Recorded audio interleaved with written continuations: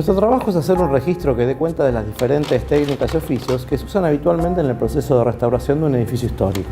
Es muy importante, ya que algunas de estas técnicas y oficios se han perdido con el tiempo. Incluso hay materiales que ya no se consiguen. Deberíamos hacer un relevamiento fotográfico que dé cuenta de la recuperación de las técnicas y que sirva para futuras intervenciones. Una de las características que mejor representa la identidad de Buenos Aires es la enorme cantidad y calidad de su arquitectura italianizante.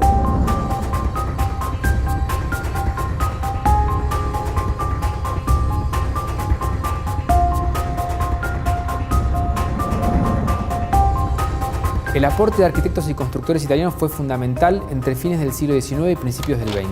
No nos olvidemos de la mano de obra, que en su gran mayoría eran inmigrantes que llegaron a Argentina buscando un futuro mejor. Todos ellos dejaron una huella imborrable en la imagen que hoy tenemos de la ciudad, expresada a través de la riqueza ornamental de sus fachadas. Pilastras, cornisamentos, balaustres y molduras son elementos característicos de la composición de estos frentes. Todas estas piezas eran realizadas mediante moldes y de manera artesanal, técnica que hoy se sigue utilizando en los trabajos de restauración. La fotografía puede ser una muy buena herramienta para su registro. Mediante imágenes históricas y contemporáneas podemos dejar testimonio sobre el paso del tiempo. Nuestro trabajo debería comenzar con una introducción sobre la arquitectura italianizante en Buenos Aires, para luego concentrarnos en la técnica. En la Escuela Taller del Casco Histórico hay un especialista que puede aportar una mirada interesante. Voy a contactar con las autoridades de la escuela. Sería bueno que las fotos trabajen sobre el detalle, porque el secreto de la técnica está en el detalle.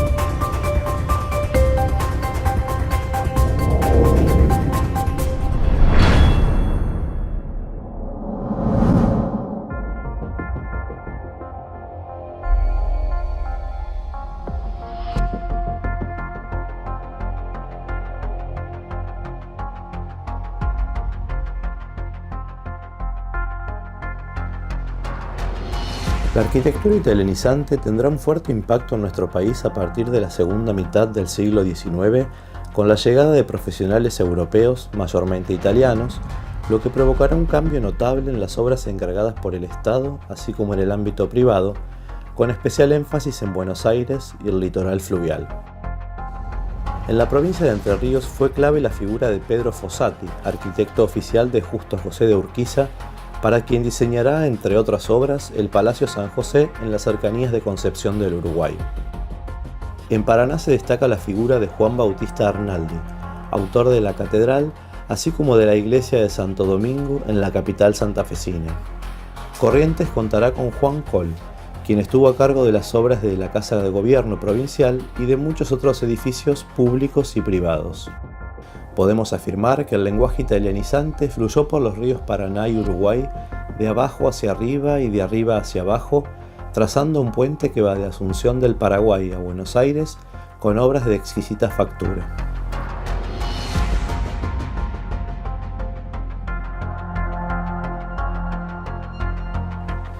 Pero el litoral no fue la única región del país en incorporar este nuevo lenguaje. Las provincias del noroeste, de marcada tradición colonial, fueron también testigos de la irrupción del clasicismo asociada a la presencia de arquitectos y constructores italianos que le darían a las ciudades capitales un nuevo aire en sus edificios de mayor significación. En Catamarca sobresale Luis Carabati, autor de la Catedral de la Virgen del Valle, de la Casa de Gobierno y muchas otras obras encargadas por el gobernador Octaviano Navarro. Asimismo, el padre franciscano Luis Giorgi intervendrá en la remodelación de las iglesias de la Orden en Catamarca, Salta y San Salvador de Jujuy. En Salta será clave la figura de Francisco Righetti, que participó en la Catedral, San Francisco y la Viña. Por su parte, los hermanos Canepa se destacaron en Tucumán y Santiago del Estero. En el caso de Buenos Aires, el ingeniero Carlos Enrique Pellegrini marcó un hito con el antiguo Teatro Colón, así como el inglés Edward Taylor con la antigua Aduana, dos obras que cambiaron considerablemente la imagen de la ciudad a mediados del XIX. En la década de 1870, los genoveses Nicolás y José Canale dejarían un valioso legado con la iglesia de la Inmaculada Concepción, la Redonda de Belgrano, y frente a ella, Juan Antonio Buschiazzo levantará la antigua municipalidad, convirtiéndose en uno de los arquitectos más prolíficos de las últimas décadas del siglo. Pero sin lugar a dudas, el año 1883 será un punto de inflexión en la arquitectura porteña con la llegada al país de Francisco Tamburini, arquitecto formado en la Academia Real de Nápoles y designado por el presidente Roca como Inspector General de Obras de Arquitectura de la Nación. Tamburini es autor de innumerables proyectos para edificios públicos y privados, como el Teatro Rivera Indarte, hoy del Libertador en Córdoba, o el Teatro Colón en Buenos Aires. Pero quizás su obra más emblemática sea la Casa Rosada, donde manifiesta en todo su esplendor la maestría y el refinamiento de la tradición italiana.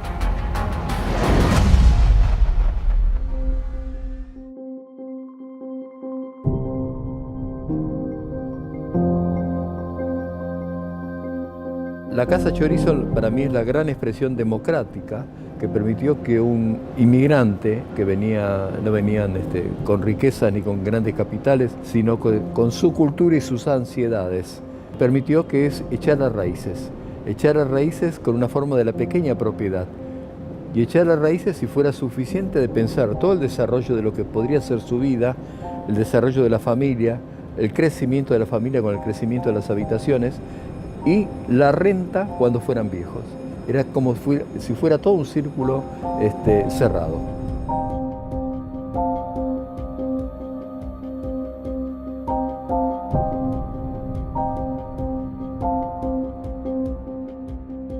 Tiene como formas distintivas y encara algunos elementos de ornato, como el hecho de una modulación con pilastras, remate tipo cornisa. Es una arquitectura muy sencilla y fundamentalmente aditiva.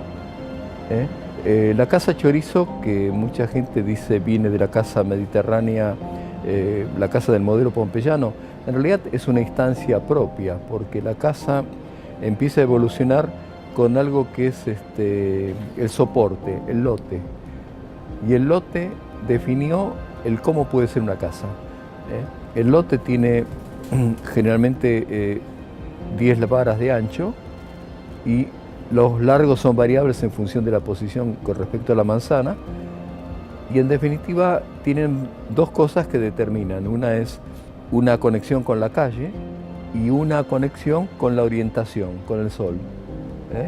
Si se puede, se orienta al norte y si no al este o al oeste, nunca al sur. Eso determinó cómo son las casas. Las casas en realidad son cubículos que se van adicionando uno tras otro, y en el frente fue casi una constante. Se dejó un espacio que era casi un módulo, que nosotros lo denominamos el espacio de la esperanza, que es lo que pensaban que alguna vez podría tener el negocio o la sala. Es algo que es como haber pensado lo que me gustaría llegar, pero en la mayoría de los casos ese espacio terminó con un limonero, algunos casos un enanito de jardín, hortensias y punto.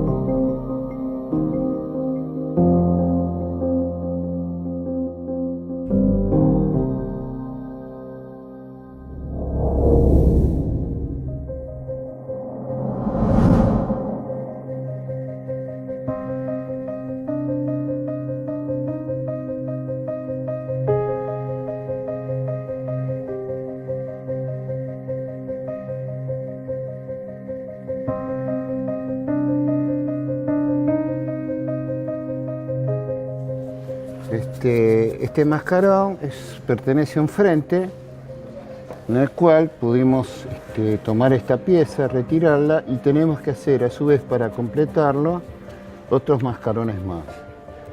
Obviamente vamos a tener que hacer un molde de la pieza para luego reproducirla y sacar más copias para complementar los faltantes. Como ustedes ven, estamos trabajando con un desmoldante. Primero vamos a pasar desmoldante a toda la pieza para agregar sobre el mismo el material con el cual se va a constituir el molde.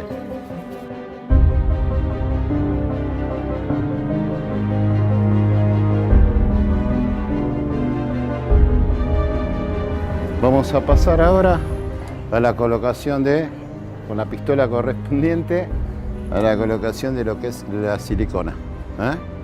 Una vez que colocamos la silicona, debemos aplastar la misma contra la pieza, a los efectos de que copie bien. Entonces eso es mecánico. Se aplasta una esteca, en este caso.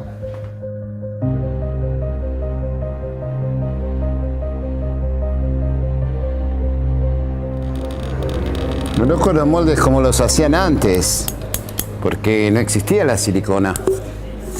Entonces en muchos casos se utilizaba el yeso y en otros se utilizaba el trapo, el género, el papel, hasta incluso de papel maché se hacían algunos moldes. Sobre ese mismo papel maché que ya tenía la forma se lo embadurnaba también con un desmoldante, que el desmoldante más común en la antigüedad era la grasa de chancho. Y esos moldes, como eran de papel, cuando sacaban la pieza se quebraban un poco.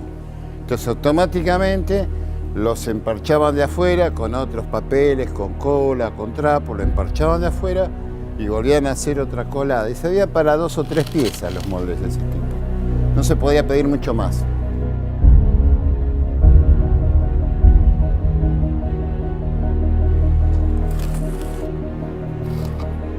Bueno, voy a proceder a la terminación de lo que es este peinado. A peinar todo este material.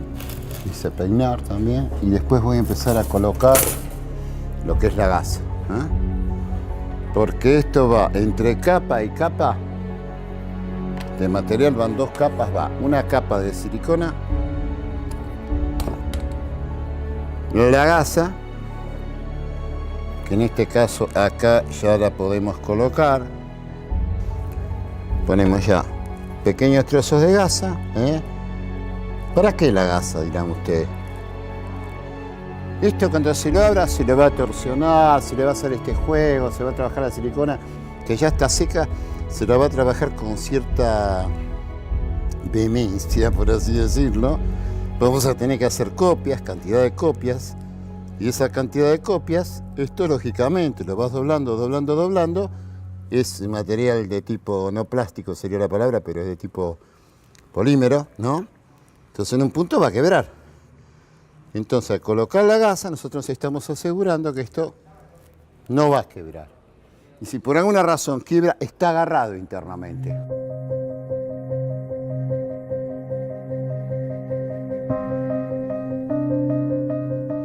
La segunda capa, bueno, es la definitoria. Sobre esta capa ya después no viene más nada.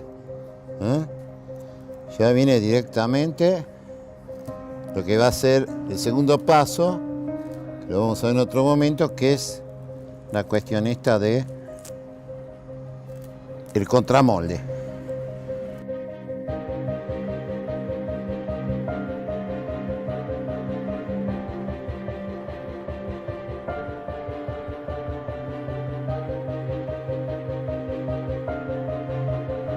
El estilo es un tema de clase y el ornato es algo aditivo cuando llega a un nivel determinado.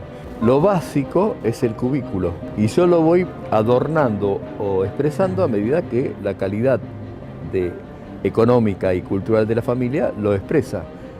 Lo que tenemos que pensar es que una fachada no es para los de adentro, sino que es un mensaje del de adentro para el de afuera.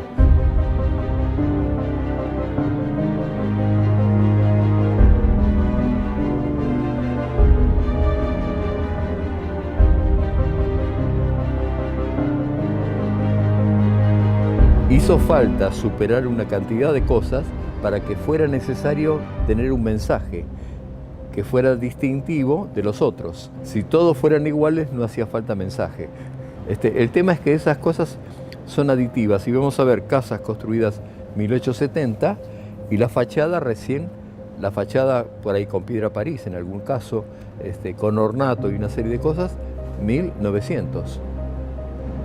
Cuando llegué a...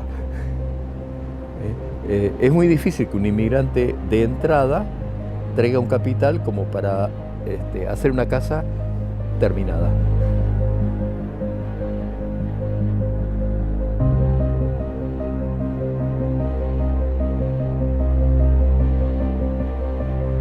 Vamos a proceder con lo que es el contramolde de la pieza. Ya el molde, como ustedes ven, está hecho. La parte del contramolde es el material que lo vamos a hacer en yeso, que va a sostener después, al darlo vuelta completo, va a sostener lo que es la silicona. Vamos a empezar a colocar el yeso, que en primera instancia es medio líquido o medio chirle. ¿Por qué es medio chirle? Porque de esa manera copia mejor. Si nosotros colocamos un yeso que está medio durito, no va a copiar tan bien todas estas partes.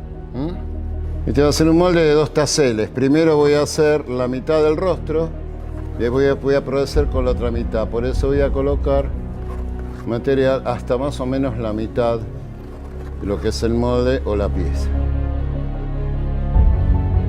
Esta va a ser la primera capa de yeso que le vamos a dar a la pieza. Después vamos a dar otra capa más. Entre capa y capa vamos a colocar una malla, en este caso una malla plástica. La incluimos, que el yeso pase en su estado así de pastoso, pase a través de la misma y le ayuda a sostener.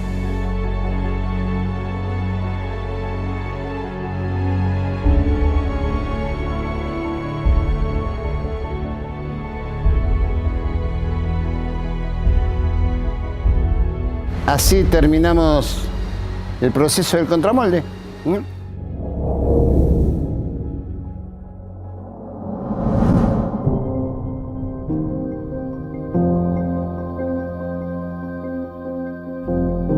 El tema de cómo se armaba una fachada es un tema de especialización, porque la casa la construía un albañil. Eran casas de mampostería de ladrillo asentadas en barro, y después, cuando se podía, se armaba la fachada. Y la fachada venía otra persona, que era el frentista. El frentista tenía un montón de conocimientos distintos, pero el albañil le tenía que haber dejado la mampostería preparada. Las cornisas se dejaban ya hechas en la mampostería. Hasta 1890 lo que encontramos es revoque de cal que puede estar reforzado con cemento. Desde 1890 en adelante, cuando se podía, se usaba una argamasa hecha con lo que le llamaban piedra París. Cemento, tenía mica, tenía arenas de distinto tipo y que da una superficie mucho más resistente. Y se agregaban elementos de ornato que se compraban en el taller del escultor. Había muchos talleres que se dedicaban a vender figuras de ornato.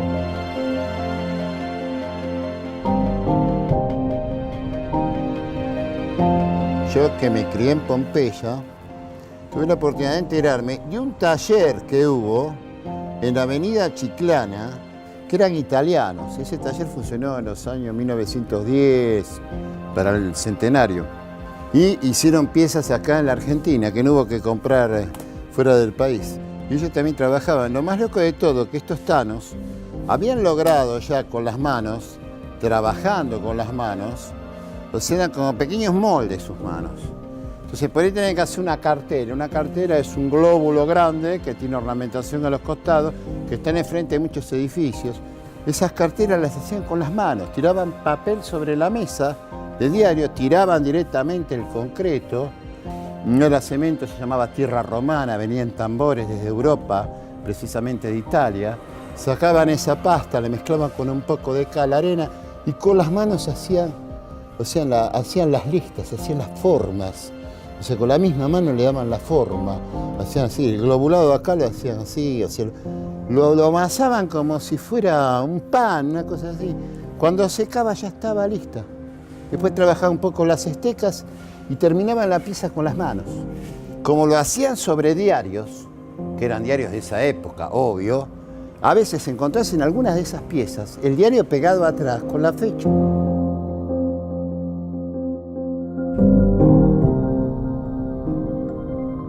Bueno, acá tenemos ya el molde y el contramolde terminado.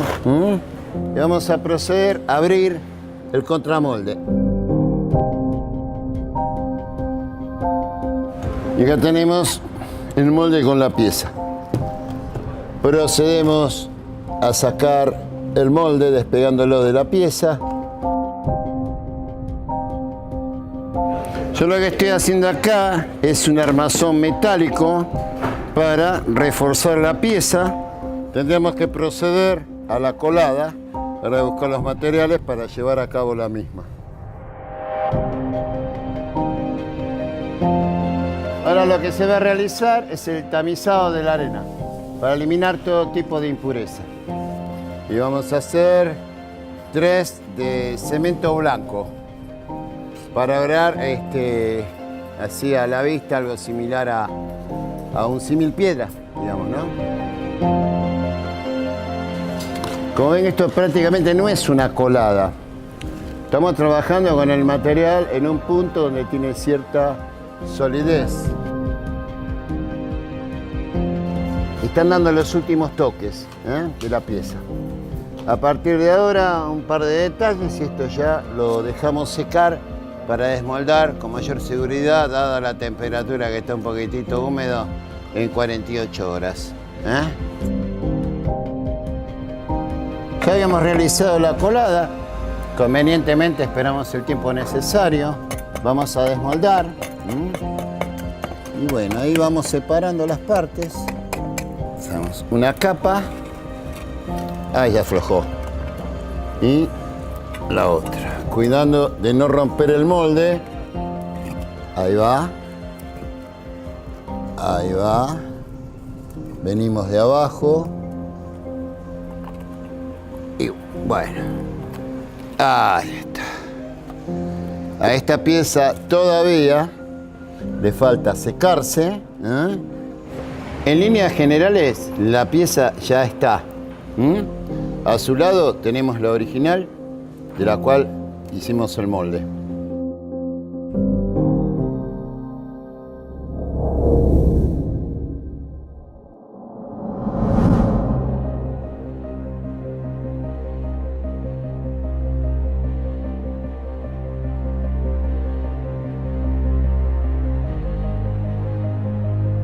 Una casa con ornato macanudo, pero ¿cuándo es?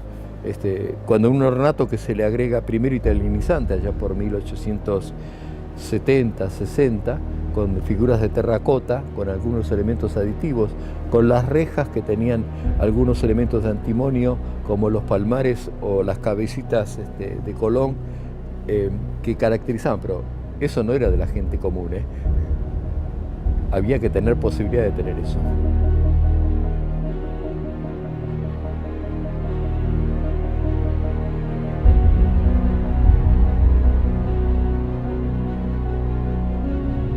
Tener un revoque de afuera también, porque no era necesario para la vida de adentro, era para la expresión y la consolidación social. Todo ese tipo de cosas, lo que tenemos que ver es la fachada como el elemento que yo agrego como un mensaje al afuera. Y un mensaje comparativo. Cuánto más éxito tengo si es una fachada muy trabajada.